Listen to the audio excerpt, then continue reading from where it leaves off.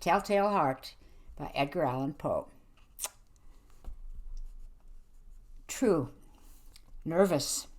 Very, very dreadfully nervous I had been and am. But why will you say that I am mad? The disease has sharpened my senses, not destroyed, not dulled them. Above all was the sense of hearing acute. I heard all things in the heaven and in the earth, heard many things in hell. How then am I mad? Hearken, observe how healthily, how calmly I can tell you the whole story. It is impossible to say how first the idea entered my brain.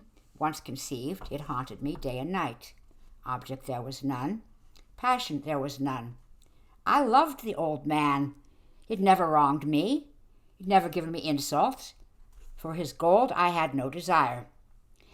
I think it was his eye. Yes, it was this. One of his eyes resembled that of a vulture, a pale blue eye with a film over it. Whenever it fell upon me, my blood ran cold.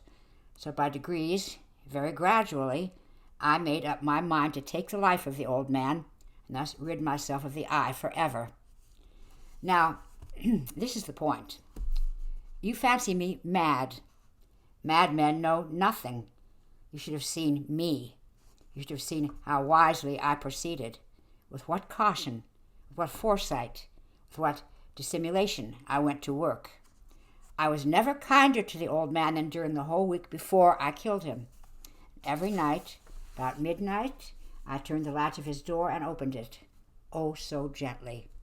And then, when I had made an opening sufficient for my head, I put in a dark lantern, all closed so that no light shone out, and I thrust in my head. Oh, you would have laughed to see how cunningly I thrust it in. I moved it slowly, very, very slowly, so that I might not disturb the old man's sleep. It took me an hour to place my whole head within the opening so far that I could see him as he lay upon his bed. Ha! Would a madman have been so wise as this? And then when my head was well in the room, I undid the lantern cautiously, oh so cautiously, for the hinges creaked. I undid it, just so much that a single thin ray fell upon the vulture eye. And this I did for 7 long nights, every night just at midnight. I found the eye always closed, so it was impossible to do the work.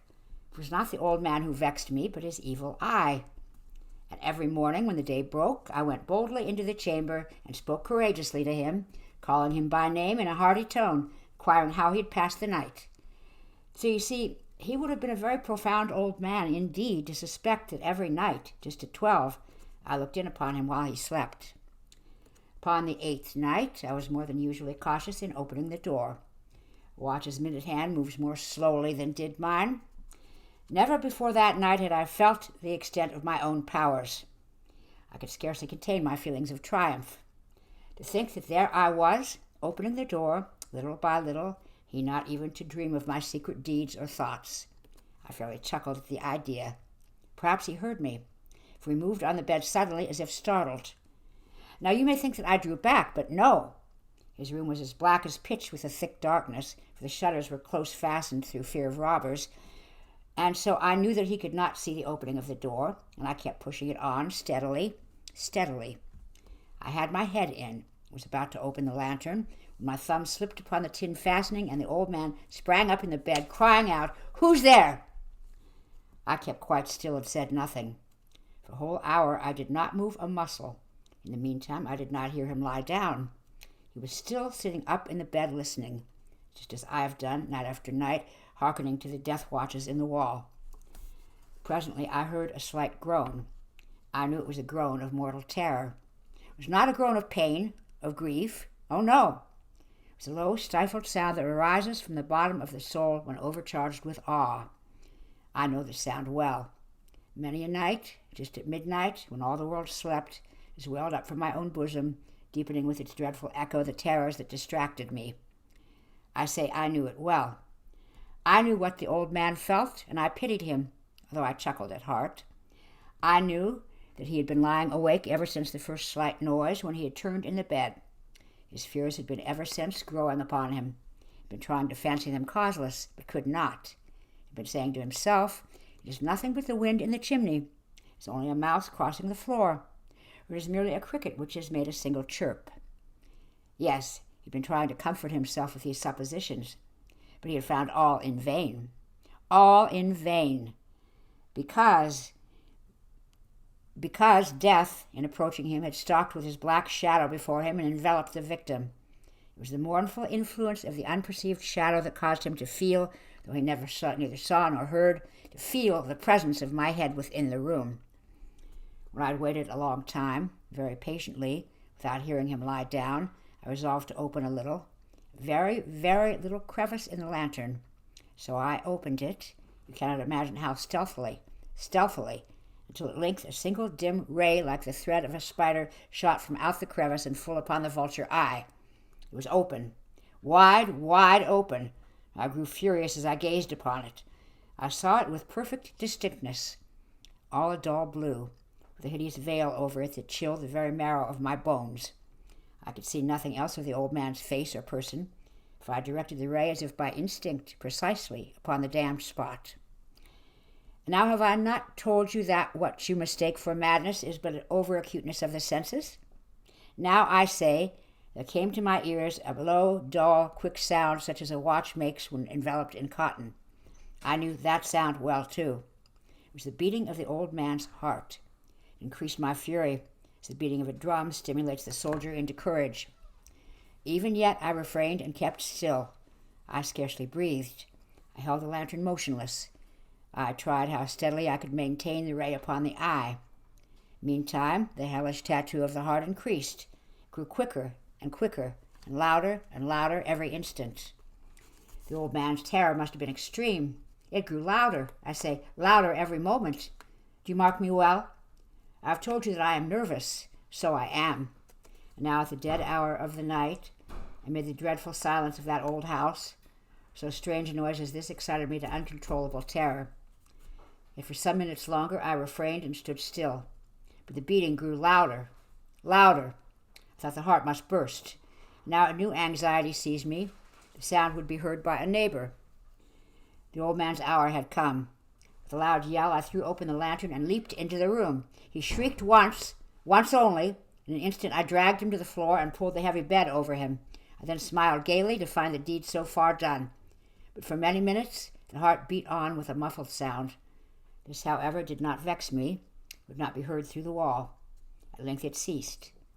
The old man was dead. I removed the bed and examined the corpse. Yes, he was stone dead. I placed my hand upon the heart and held it there many minutes. There was no pulsation.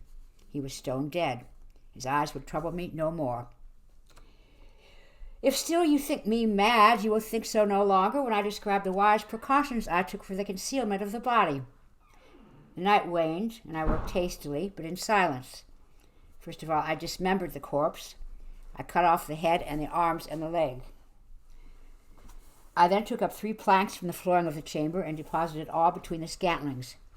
I then replaced the board so cleverly, so cunningly, that no human eye, not even his, could have detected anything wrong.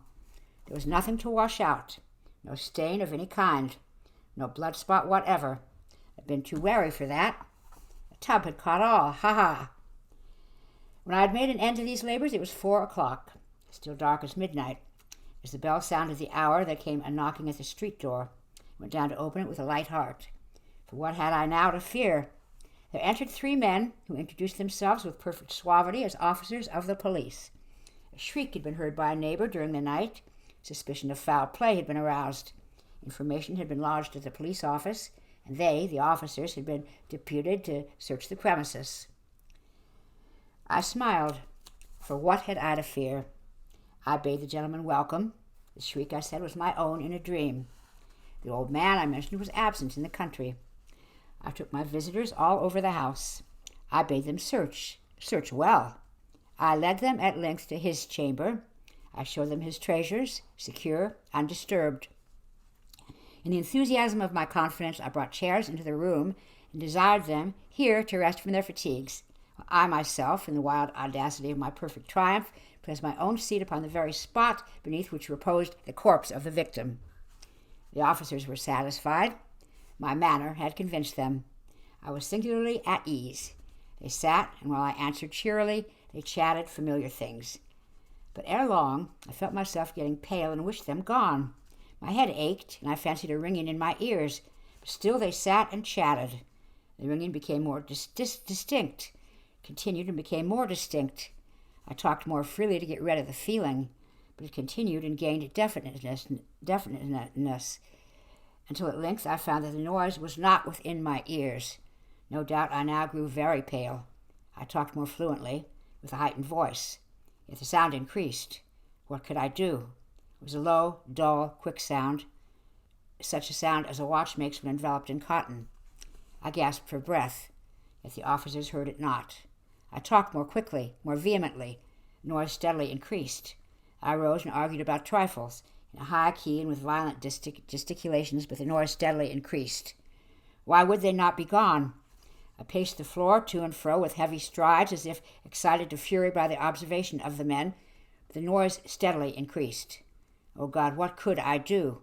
I foamed, I raved, I swore. I swung the chair upon which I had been sitting and grated it upon the boards, but the noise arose over all and continually increased. It grew louder, louder, louder, and still the men chatted pleasantly and smiled. Was it possible they heard not? Almighty God, no, no. They heard, they suspected, they knew. They were making a mockery of my horror. This I thought, and this I think. Anything was better than this agony. Anything was more tolerable than this derision. I could bear these hypocritical smiles no longer. I felt that I must scream or die. And now, again, hark, louder, louder, louder, louder. Villains, I shrieked, dissemble no more. I admit the deed. Tear up the planks. Here, here is the beating of his hideous heart.